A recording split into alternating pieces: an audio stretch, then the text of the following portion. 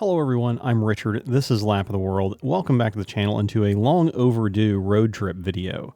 If you're familiar with the Blue Ridge Parkway or the parts of North Carolina through which it winds, you'll understand why this is going to hit a little different than what we'd originally planned. You see, we filmed this trip less than a month before many of the areas that we'll be driving through on screen were devastated by Hurricane Helene in 2024. Some portions of the road you'll see and some stops we make may not be accessible even today in 2025. That said, many of the impacted areas depend on tourism for much of their economy, so those places that are now accessible could certainly use your business. We hope this video will encourage some of you to take a drive this spring or summer and patronize local businesses in this region, while also soaking in some amazing scenery. With that said, let's get on to the road trip. Liz and I celebrate our anniversaries early in the fall each year, and it had been a good while since we just got away with no event obligations hanging over us. Still, we enjoy a good road trip in a fun car, so I took the opportunity to draw up a long weekend for us that involved some of our favorite roads in Tennessee and then a couple of pitches up the Blue Ridge Parkway spread over a few days. For those unfamiliar, the Blue Ridge Parkway is among the most notable scenic byways in the eastern United States.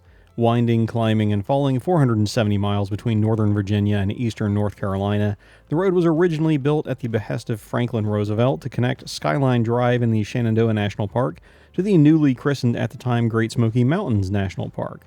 Largely built between 1933 and 1966, but not technically finished until 1987, the completed parkway is the longest road in the U.S. that was planned as a single unit, and it, along with the surrounding rights-of-way, effectively form their own elongated national park area, protecting notable natural areas and watersheds.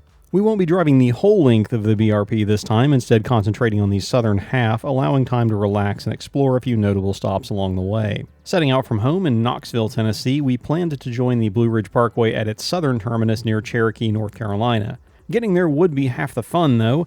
After a little unremarkable commuting, the interesting part of our drive started in Walland, Tennessee, where we joined the older section of the Foothills Parkway. A notable road on its own, the old section of this parkway dates back to the 1940s and provides 17 miles of scenery around sweeping bends between Walland and Chilhowie. In the past, we've stopped for a bit of a side quest to the Look Rock Observation Tower, but today lunch was calling, so we drove straight through. Hanging a left at Chilhowie Lake, where the Foothills Parkway terminates into U.S. Highway 129, we locked in for a brief challenge. Those familiar will know this stretch of road as the somewhat infamous Tail of the Dragon, so named for having 318 turns in the 11 or so miles between Tabcat Bridge in Tennessee and its junction with Highway 28 in North Carolina. A playground for local driving and riding enthusiasts, we weren't here to slay the dragon this time, so I adopted a lightly enthusiastic pace, quick enough to not hold anyone up, but not so fast as to make anyone else sick right before a meal. A few hundred switchbacks, dips, crest bends, and local photographers later, we made it to the border. Passing into North Carolina, US 129 winds next to Cheoah Dam, which is worth a mention given some Hollywood trivia as a notable location in the 1993 film The Fugitive. Sadly, with no Harrison Ford or Tommy Lee Jones sightings, just past the dam we arrive at our first stop, lunch at Tapoco Tavern. A lovely piece of remodeled history perched on a hillside overlooking the Little Tennessee River, Tapoco dates back to the 1930s as a corporate retreat for Alcoa aluminum executives. Tapoco Lodge has been in private hands for some time now, though, and so is open to the public for both overnight stays, or, as is in our case, a relaxing meal overlooking the fast-flowing river. We've been here with group drives a number of years now, and I don't think we found anything bad on the menu. The ambiance can't be beat, the trout's local, the pizzas are great, and the burgers and salads are fresh. After some tasty food and refreshment and stretching our legs, we got back underway. Backtracking slightly to pick up Highway 28 past Fontana Dam, and then winding southeast past Bryson City and Cherokee to join the Blue Ridge Parkway.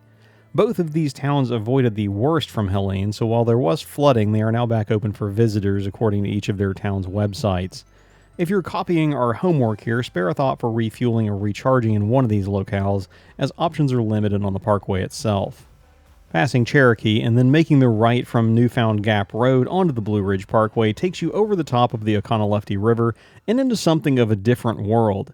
No more roadside businesses, advertisements for dubious attractions, or cheap souvenir shops. What followed was roughly 70 miles of some of the most beautiful scenery we've had the pleasure of driving through, and we've done a lot of driving. The parkway's gently winding two-lane road carves through the eastern foothills of the Smokies and showcases the true splendor of this corner of the Appalachians. The forests, lush from late summer rains, create emerald tunnels in between the man-made ones, Where the green canopy parts, you're greeted with breathtaking vistas, on this day a bit moody looking with the swirling clouds of some encroaching weather.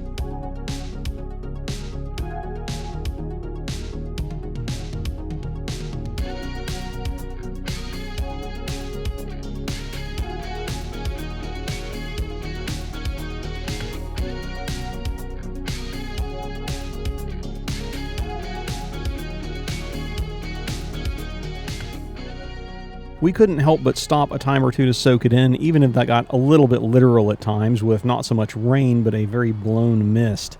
You could see for a mile or two under the clouds still, and while the weather did take a small toll on our fresh air sightseeing plans, seen through glass from the cozy confines of our car made for a relaxing vibe for the rest of the drive on our first day.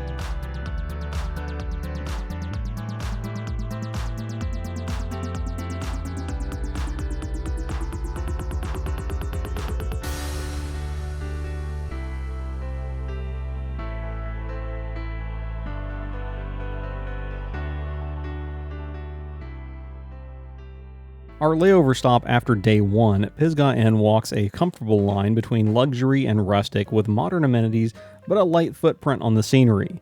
The inn traces its history back to 1918, just after the U.S. Forestry Service bought the surrounding land from the Vanderbilts, its original rustic lodge giving way to the current mid-century edifices around the 1960s.